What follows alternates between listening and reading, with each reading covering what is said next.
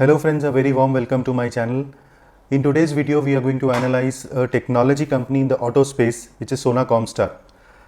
I wouldn't call this a auto ancillary company because this is a very tech oriented company working continuously on new products, having 3 R&D centers and a big team to work on research and development. Because of this model, the company has developed a strong moat which enables the company to be a global leader in several categories of products and also command high margins. So if you're new to the channel, please do subscribe and hit the bell icon, and if you're not a part of a Telegram channel, do join today, as every morning I put in my Telegram channel the market analysis and lot of interesting news during the day. So let's start the analysis of Sona Comstar. The stock has fallen from the highs and has been weak in the last few months, and people who have accumulated at the top are stuck and are wondering what to do, and the people who are new who want to enter the stock are looking for opportunities to enter.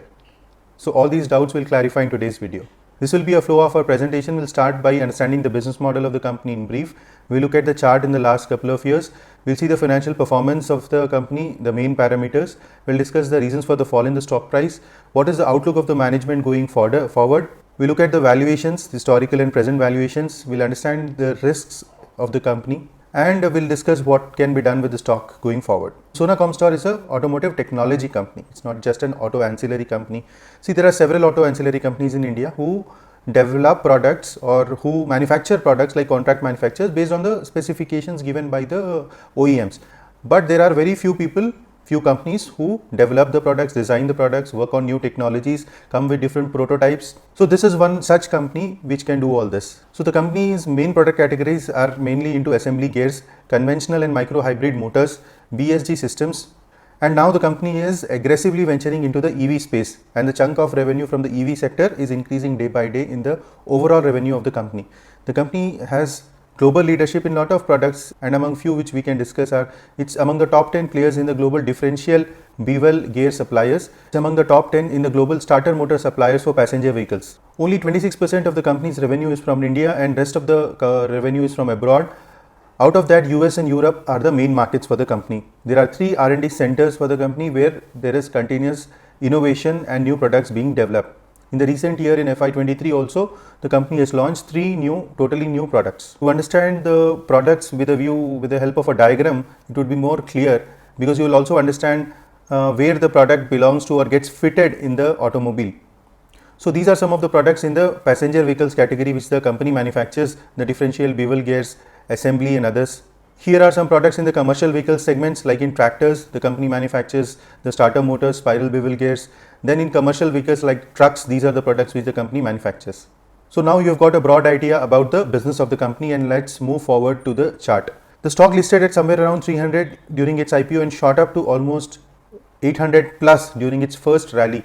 From then onwards, it started falling, and it touched a low of somewhere around 400, which is almost half from the all-time high. Then it made a bottom near 400 and gave a small rally up to about 500 to 550, and from there it has become sideways. So looking at the chart, we understand that around 400 the stock has formed a strong base, and now it has begun its journey upwards. But still there could be time correction in the stock going forward also, and we don't expect a V-shaped recovery in the stock price, and we cannot expect the stock to cross an all-time high so soon. So this has been the performance of the company in terms of revenue. It has grown from about 12,201 million, which is about 1220 crores, to about 2675 crores in the last 4 years, which is a staggering growth of CAGR of 30%. Year on year also, if you see, it has grown at a 26% compared to last year.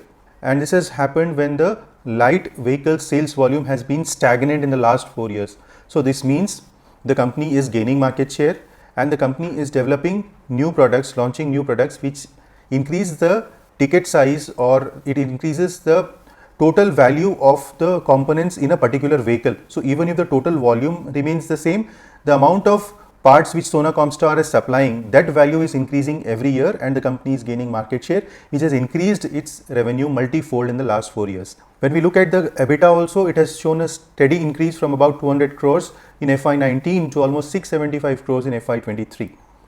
EBITDA margin has been decent. It has been in the range of about 25 to 30% in the last few years. The company has faced temporary pressure in EBITDA margin because of increase in the raw material prices like the alloy steel. But the company, being a technology company, has that pricing power, so it is able to completely pass on the increase in raw material cost to its customers. But it generally happens with a time lag, and the total amount of increase of raw material is passed on. So visually it appears that the margins have reduced a bit, but in terms of amount, the total amount of increase of raw material is completely passed on by the company to its customers. What could be the possible reasons for the fall if the company has been performing consistently well is, at one point of time the valuations were very excessive and very high for this particular stock. It was given as high as almost 30 times the revenue, which got normalized over a period of time. And there was a PE investor in the company called Blackstone, which has exited its almost 20% stake in the last couple of years, which has also created pressure on the stock. There have been temporary margin pressure on the company because of increase in raw materials, but that is ultimately passed through. So now the stock has made its bottom, and it has started going up because the input raw material cost is also normalizing now. There have been global macro situations, like in Europe there was a slowdown, and this company has exposure to large exposure to European countries, and that is one of the reasons for a little pressure on the stock price of the company. But overall, there is nothing disturbing in the business model. The company continues to maintain its leadership position, develop new products, it's doing huge capex, and also entering the EV space in a very aggressive way. So all these headwinds which we see are temporary in nature. So what is the growth outlook of the company going forward? When you look at the EV revenue of the company, it has gone up from about 14% of the total revenue in FY21 to almost 26% in FY23. So that is the share of EV growing in the company. In terms of numbers also, it has grown more than 3 times in the last 2 years. The number of EV programs have also grown almost 2.8x from about 15 to almost 42 in FY23.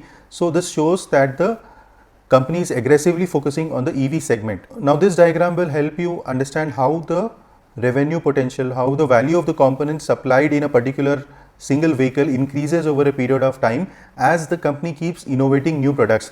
So earlier they started with one product which contributed to EV. Now they are supplying almost 4 products.